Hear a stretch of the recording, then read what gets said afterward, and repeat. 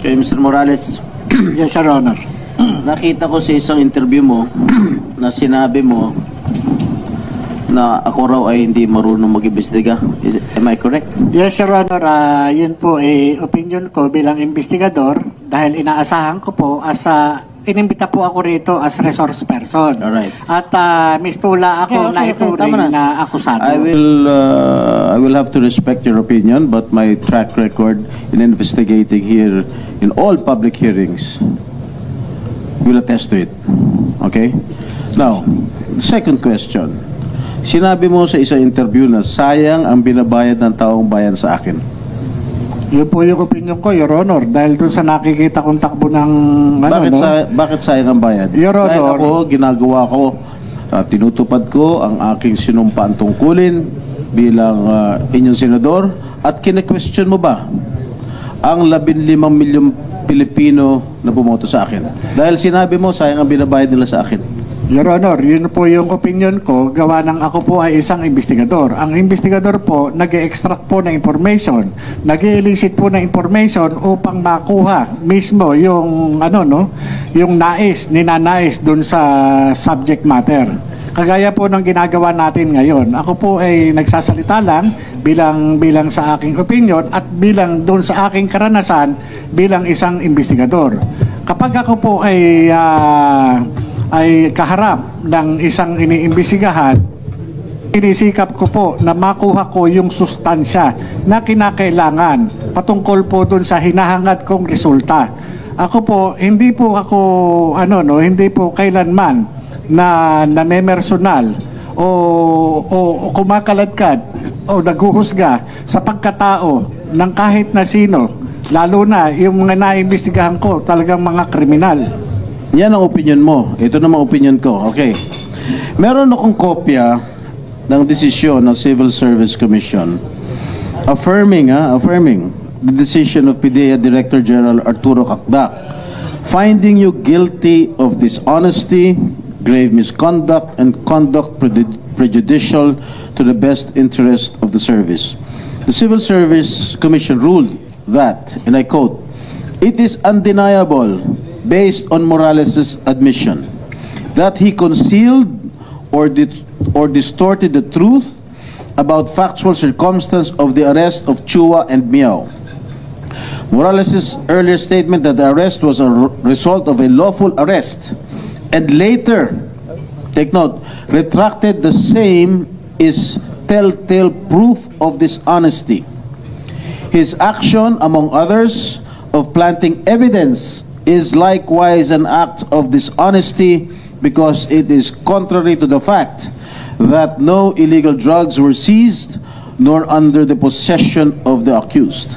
Ang desisyon nito ng Civil Service Commission ay kinatigan ng Korte Suprema noong January 20, 2016. Doon po sa kaso na yun, ikaw mismo ang umamin na you have planted evidence. Paano ka namin ngayon paniniwalaan sa mga sinasabi mo? Hindi nakapagtataka, gawa-gawa mo din ang mga alleged leak documents. Ano po masasabi ni Mr. Morales? Your Honor, hindi ko po makita yung relevance ng sinasabi niyong desisyon ng Civil Service Commission. Ang pinag-uusapan po natin dito, Your Honor, Wait. I am testing your credibility, Mr. Morales. All right? You have string of cases filed against you, and one of these that I am mentioning right now is the decision of the Civil Service Commission, which was affirmed by the Supreme Court. All right? Your Honor, yung pong desisyon ng Civil Service na sinasabi nyo ay walang kaugnayan sa pinag-uusapan natin dito. Ang pinag-uusapan po natin dito ay yung investigation po na ginawa ko noong 2012. Bakit ka lumilihis ako mga katanungan ko? Huwag kang lumihis! No, Your Honor, hindi po ako lumilihis. Sapagkat ang pinag-uusapan po natin... Is it true that you planted evidence? Yes, Mr. Yeah, I just would like to remind you that you address your questions and everything to this chairman para hindi kayo magkapersonalan. Yes, Please Your Honor. address through the chairman para hindi masyado iinit yung Don't usapan evade niyo. my question, Mr. Morales. Continue. Is it true that you planted evidence? But according to the Civil Service Commission decision, and it was affirmed by the Supreme Court that you planted evidence. No, Your Honor. At yung... You mean to say that you disagree? Of course, you will disagree to the with the decision of the Civil Service and the affirmation of the Supreme Court. How can No. you disagree with the No, Your decision of the Honor, Supreme hindi Court? po yan yung istorya, Your Honor. At ito, Your Honor, yung sinasabi nyo to discredit my credibility, Your Honor. Ang pinag-uusapan dito, ang issue, Your Honor, is yung pagiging investigador ko. Hindi po ako akusado, Your Honor. Mr. Chairman. I am not discrediting Wag- your... wag kayo I am testing your credibility. Huwag kayo magsabay magsalita. Dapat pakinggan mo kung magsalita si Senator Jinggoy. Saka ka I sumagot. am testing your credibility. Eh, pinapangunahan mo eh. Sinasabi mo, I am discrediting your credibility. Kung meron man. Your Honor, sa umpisa pa lang nung magmula nung dumating kayo dito sa hearing, Mr. Chairman, ito na yung naging experience ko, Your Honor, Mr. Chairman, dito sa Senate investigation.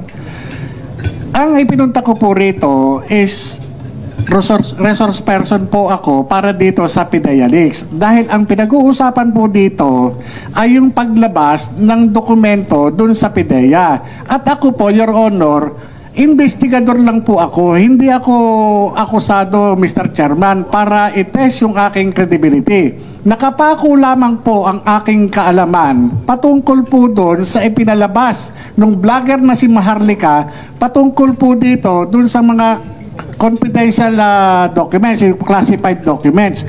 Doon lang po ako. Ngayon, kung ang butihing senador, Your Honor, ay ang gagawin sa akin ay atakihin ang aking personalidad, wala pong kinalaman ito doon sa mga classified documents na ginawa noong 2012. Ang tanging participation ko lamang po at nalalaman ay yun lamang po nangyari ng 2012. Matapos na pumunta yung confidential informant sa Intelligence and Investigation Service. Ngayon, kung ito dinadanas ko ngayon na talagang sinisira yung aking pagkatao, hindi kaya ito ay may kinalaman doon sa ngayon presidente ng Pilipinas na naroon mismo doon sa dokumento na Alam mo, nagkataon na ako ay nag-imbestiga Mr. noong Chair. 2012. Mr. Chair, Yes, go ahead, Senator ang Jinggoy. sinasabi nitong resource person natin na dinidiscredit ko yung kanyang credibilidad. I am just reading all his cases filed against him. Okay? Inuulit ko lang. Okay? Eh, pinapangunahan mo kaagad ako. Sinasabi mo, dididiscredit ko agad yung credibilidad mo. Or right now, yung sinasabi mong nawawalan dokumento, tinanong kita last hearing, where are these documents? Sinasabi mo wala. Tinanong pa kita kung sino yung confidential informant mo, sinasabi mong hindi mo kilala. Anong klase kang resource person? Wala kang mga ebidensya. Oh, Your Honor, ikaw ba paniniwalaan ka namin dito? Your Honor, Mr. Ganyan Chairman. ang mga sinasagot mo. Your Honor, Mr. Chairman. The classified documents na piniresenta po ng vlogger na si Maharlika na napasa kamay nitong committee na ito po yung personal ko na under oath po in-identify ko. Itong mga dokumento na ipinakita noon ni Senator Bato de la Rosa, ito po yung nagtataglay ng aking pangalan at pirma. At doon din po sa dokumento na yon ay in-identify ng PIDEA na sasakyan ng PIDEA na mga kawani ng PIDEA yung mga nandun at opisyal na sasakyan ng PIDEA yung naandun. Your Honor, yung mismong dokumento nagpapatunay yun po ay galing ng PIDEA. Kaya nga po nagulat ako nung lumabas po yun eh. Tinanong natin ang PIDEA kung galing sa PIDEA. Ano sagot na? Meron bang PIDEA rito? General Lasso. Yes, si Mr. Lasso. Tinanong I asked you during the last hearing if there is such an existing document. And what was your answer, Mr. Lasso? Your Honor, there are no such Oh, documents in PIDEA. Oh, sino nagsisinungal? Sino na nagsisinungaling? Di ba ikaw? Your Honor, hindi po ako sinungaling. Eh ano ka? Nagsasabi liar. lang po ako ng totoo. You are a congenital liar. Base po doon sa aking personal na kaalaman noong 2012 bilang isang investigador. Senator Jingo, if I may, Your Honor. I have already made my peace about that particular document. Sabi ko, naniniwala ako sa PDEA na wala yan sa kanilang files dahil wala talaga yan doon. Naniwala ako. Pero ako ay naniniwala na yung papel na yan ay totoo. Based on my previous explanation, andyan ng papel na yan. Ang tanong lang kung sino may hawak. Ako naniniwala ako. Based on everything that I have examined, nandyan yung papel na yan. Hindi lang alam kung sino may hawak ng papel na yan ngayon. Where is that alleged document? Where is Kasi ang nandito ngayon is photocopy? soft copy lang. Soft copy na So that is not pinapakalat. authentic, Mr. Chair. Ha? That is not authentic. Well, if we define authenticity as to the material, yung hard copy, then maybe masabi natin hindi authentic. Pero ano bang ibang word for that authentic na makapagsabi na yung isang soft copy ay totoo, which ako mismo